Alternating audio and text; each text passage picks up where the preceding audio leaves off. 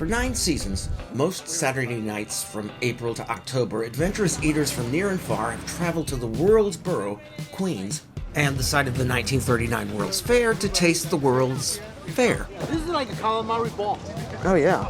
Yum. I can hear your objections from here. Since when is a food festival, even a great one, an adventure?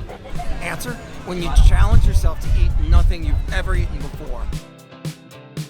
It's Sudanese flavors in the meat, the way the meat is done, and then also the layers are much thinner. And press the vendors for travel tips. So if you've never been to Sudan, you have to go visit Meroe.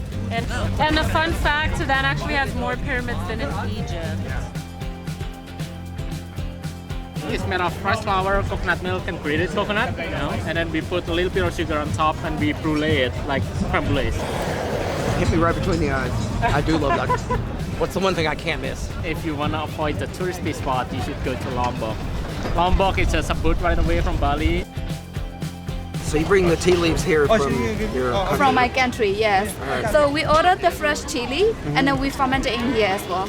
Oh my gosh. Yeah. How interesting. I love it crunchy with the nuts and then Yes. yeah, it's a nice combination. I recommend you to go to see the Bagan. It's been a long time, more than 1,000 years. There is like a very old temple. It's like a more than 10,000 temple in there. Like any great adventure, your trip to Queens will come with challenges. And I don't mean finding new great foods to try, The lemongrass is so good. but navigating the crowds to get to them.